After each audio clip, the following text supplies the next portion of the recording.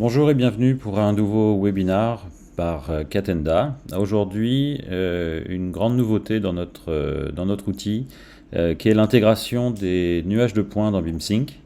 Je m'appelle Julien Benoît, je suis responsable de l'équipe Customer Success chez Catenda et je vais vous présenter ce que nous avons intégré avec l'usage des nuages de points dans notre plateforme. On est ensemble ce midi pour entre 20 et 25 minutes, on va dire.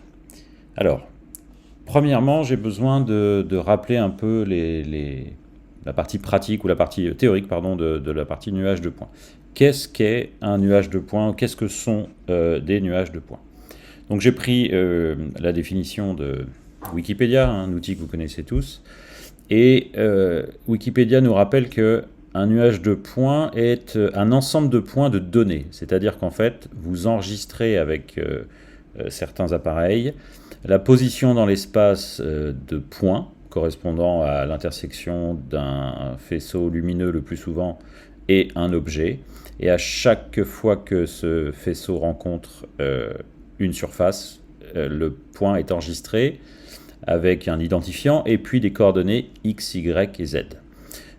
Et donc c'est un ensemble, donc le nuage de points en tant que tel n'est pas une géométrie, mais l'ensemble du nuage de points représente une géométrie. Ensuite, dans l'industrie du bâtiment, aujourd'hui, il y a plusieurs technologies qui sont utilisées pour acquérir ces nuages de points, je dirais. Le plus fréquemment utilisé, c'est les stations totales laser ou les scans laser qu'utilisent assez souvent les géomètres. Et maintenant, il existe sur le marché des stations, je pense au modèle Leica notamment, qui deviennent de plus en plus abordables parce que c'est des outils qui coûtent quand même extrêmement cher, où certaines grandes entreprises, entreprises générales, commencent à faire de l'acquisition de nuages de points par eux-mêmes. Une autre solution qui est historiquement aussi existante dans le BTP, c'est la photogrammétrie, où là, on utilise une technologie différente, mais le raisonnement est le même, c'est-à-dire que c'est la lumière qui devient la source d'émission et on calcule un nuage de points par l'émission des photons et donc par le résultat de cette émission de photons qui est le pixel sur un ensemble d'images. Et une fois que tout ça est passé dans des logiciels très intelligents, on récupère un nuage de points. C'est souvent utilisé en survol aérien pour le monde du BTP ou le monde de l'infrastructure. Et enfin, une technologie qui se trouve et qui se rencontre de plus en plus souvent, c'est le LIDAR. LIDAR en anglais, c'est une autre forme de scan laser, mais dans un autre domaine lumineux, c'est-à-dire que c'est d'autres échelles de lumière qui sont utilisées, et on retrouve de plus en plus ces scanners, soit comme sur la petite photo, sur des appareillages portatifs, donc c'est assez simple à utiliser, soit sur des drones, soit même sur des avions, ou même carrément des satellites, et depuis peu, et notamment la version 12, si je me souviens bien, des iPhone et iPad Pro, il y a un sensor LiDAR sur ces appareils et je vous montrerai un peu plus tard comment on peut utiliser les sensors LiDAR de ces appareils Apple pour reconstituer un nuage de points et le visualiser dans BeamSync. Et bien sûr, il existe d'autres technologies pour acquérir des nuages de points, notamment employés dans l'industrie automobile ou des choses comme ça, mais qui ne sont pas en ce moment utilisés dans l'industrie du BTP. Alors, les nuages de points dans BeamSync, qu'avons-nous fait de ces formats? Alors, tout d'abord, nous supportons aujourd'hui deux formats, je dirais quasi standards des nuages de points, que sont le E57 et le LAS. Ce sont deux formats de fichiers que vous pouvez obtenir soit directement par les gens qui vont vous scanner le bâtiment ou une partie du bâtiment et vous transmettre un fichier de ce format-là, soit vous pouvez les convertir assez facilement dans des logiciels open source si vous n'avez pas le bon format. C'est une opération qui est assez facile à faire. Dans BeamSync, vous déposerez vos nuages de points dans la section Documents, et je vous montrerai juste après comment ça s'effectue. Nous avons donc le fichier va être déposé dans la partie document et nous on a un process en back-end pour traiter le fichier avant de pouvoir l'afficher. Donc on a aujourd'hui une limite de taille pour chaque fichier individuel de 25 Go, mais vous pouvez bien sûr en publier plusieurs et en assembler plusieurs dans le viewer. Donc cette limite est plus là pour gérer le temps d'analyse et de résolution du fichier. Vous pourrez donc visualiser de manière isolée dans les documents votre nuage de points. Et puis, si vous le souhaitez, vous pourrez pousser ce nuage de points dans notre viewer principal. Et avec, dans ce cas-là, la possibilité d'afficher en même temps le nuage de points ou les nuages de points et des modèles IFC également. Et je vais vous montrer ça dans un exemple juste après. Alors, c'est le moment où je vous présente comment ça fonctionne. Donc tout d'abord, je vais me mettre sur un projet de démo dans lequel j'ai des documents préparés. Et donc comme je le disais, il faut aller dans la partie documents de BeamSync. Et c'est à cet endroit que vous pourrez pousser vos fichiers LAS ou E57. Donc ça se fait très simplement, c'est de la même manière que pour les autres documents dans BeamSync. Vous allez pouvoir sélectionner un fichier, ici c'est un LAS, et vous allez avoir voilà, télécharger un document, téléchargement. Vous patientez le temps que le fichier soit uploadé sur notre plateforme. Bien sûr, en fonction de votre réseau et de la taille du fichier, ça peut prendre plus ou moins de temps. Là, j'ai pris un exemple assez rapide. Et une fois que vous avez fait ça, le fichier est visible dans la partie documents et vous aurez cette petite bannière qui va vous indiquer que nous sommes en train de traiter ce fichier pour pouvoir l'afficher plus tard. Et donc, il sera disponible un peu plus tard. Et quand il sera disponible, vous aurez, d'ailleurs, ça a été très rapide dans ce cas-là, vous aurez ce petit bouton 3D qui apparaît ici. Et donc, quand on clique sur le bouton, quand on reclique sur le document, voilà, vous voyez qu'on peut visualiser ce nuage de points en isolé dans la partie document. Donc, c'est une sorte de prévisualisation, histoire de valider que ce nuage de points est bien celui que vous vouliez avoir. Et enfin, alors je vais le faire avec l'autre exemple qui est un peu plus sympa. Quand on clique sur ce bouton 3D à droite, on active le viewer principal de BeamSync et on commence le chargement du nuage de points. Alors, pourquoi je dis on commence? Parce qu'en fait, ce qui se passe avec cette techno, c'est qu'on charge au fur et à mesure de l'affichage les données, parce que vous imaginez bien que quand on a 25 gigas de données, ça ne peut pas être instantanément sur votre écran, mais la techno nous permet de faire un affichage progressif en fonction du point de vue et du niveau de détail, ce qui est assez confortable pour très rapidement, dès l'ouverture, avoir quelque chose à analyser. Donc là, vous voyez un scan assez grand de l'église Saint-Sulpice à Paris, hein, c'est un exemple disponible sur Internet. Et je vais vous montrer maintenant quels sont les différents réglages ou quelles sont les différentes possibilités que vous avez pour ajuster le graphisme de ce nuage de points.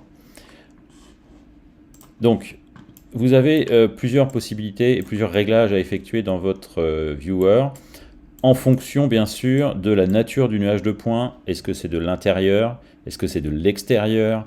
Quelle est la taille du nuage dans son ensemble? Est-ce que vous regardez un paysage? Est-ce que vous regardez un bâtiment? Une ville, pourquoi pas? En fonction de tout ça, vous allez devoir faire certains réglages dans le viewer BeamSync. La première chose, ça va être dans la partie réglages ici en haut à droite. Vous allez devoir définir un budget. C'est-à-dire qu'ici, vous allez devoir dire quel est le budget de points dans vos nuages ou dans votre viewer que vous autorisez.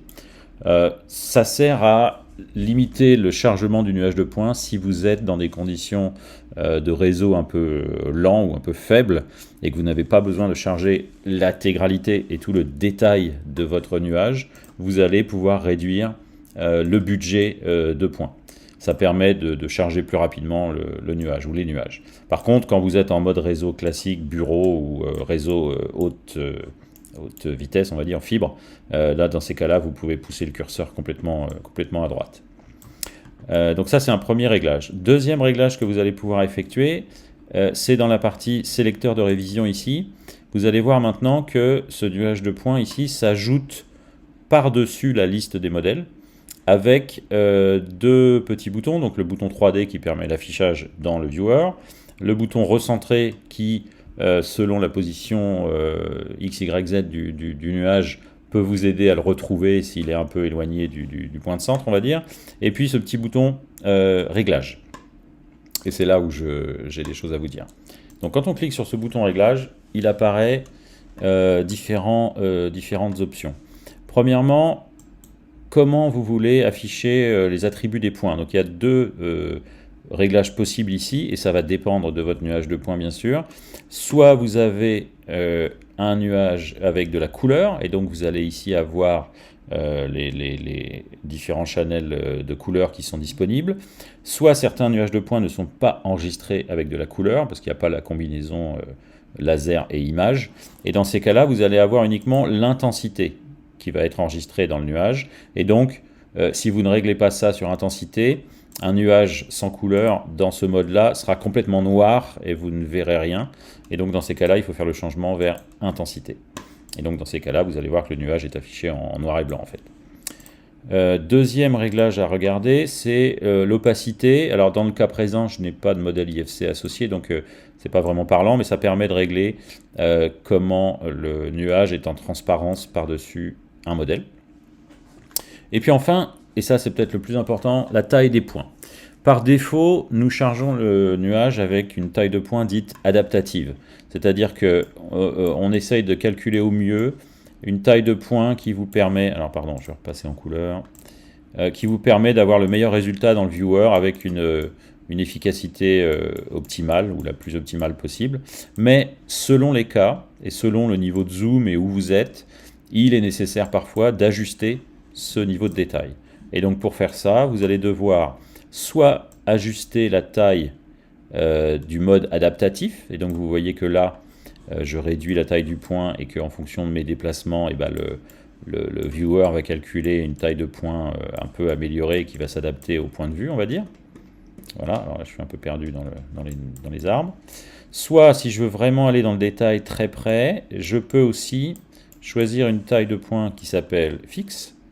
Et dans ces cas-là, ou corriger, voilà, adapter. Et là, dans ces cas-là, je peux vraiment ajuster très finement la taille de mes points pour afficher plus ou moins de détails sur ce que je suis en train de regarder. Donc c'est vraiment en fonction du nuage, de ce qui a été scanné, que vous aurez probablement besoin de faire ce détail, et de faire ce réglage, pardon.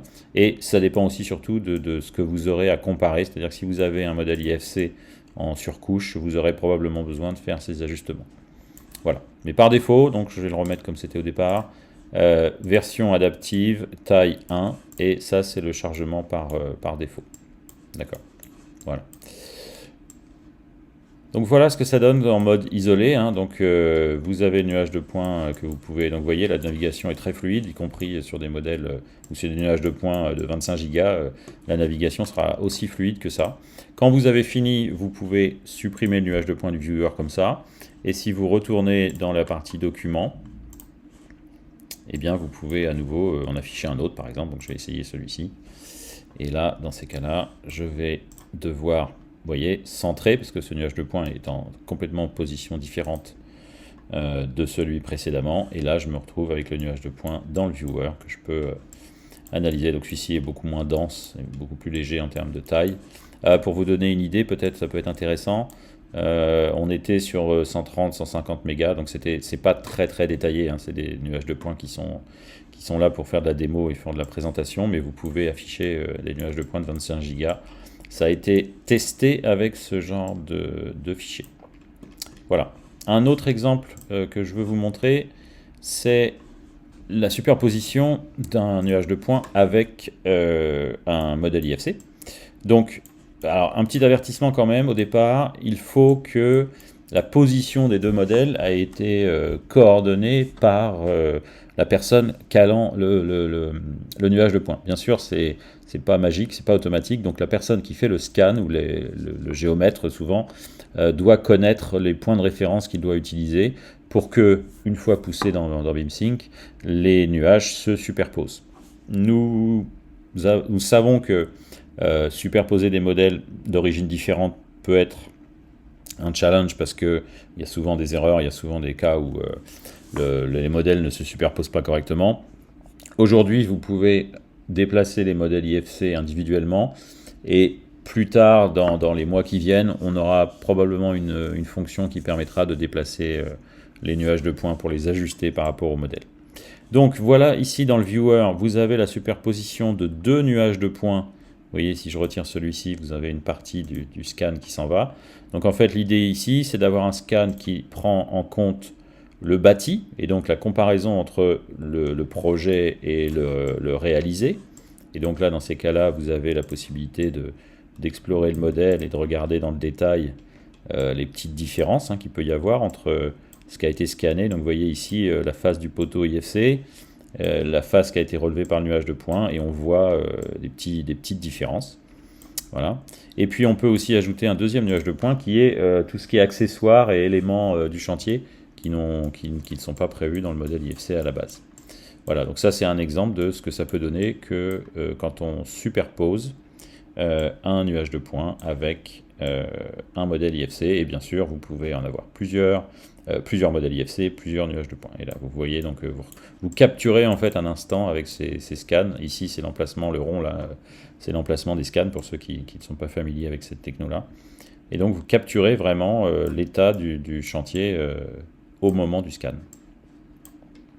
Et donc c'est assez sympa de pouvoir visualiser l'ensemble dans BeamSync en superposition. Donc vous voyez, on peut regarder directement comme ça. Et donc au fur et à mesure des versions, et ben, on implémentera.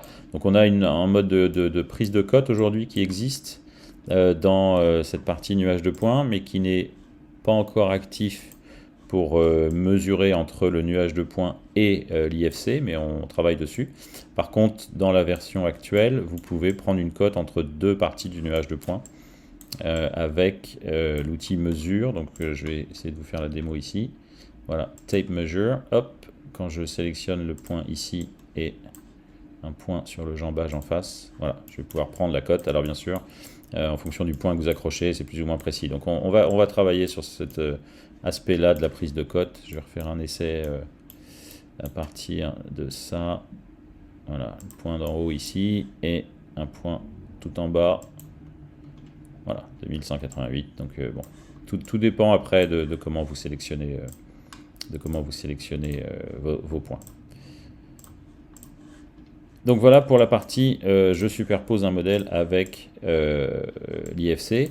Et donc dans la suite là de la vidéo, rapidement, je vais vous présenter comment bénéficier de ces sensors LiDAR qui sont disponibles sur les iPad Pro et iPhone Pro, avec une petite démo que j'ai enregistrée précédemment et que je vais commenter dans quelques instants.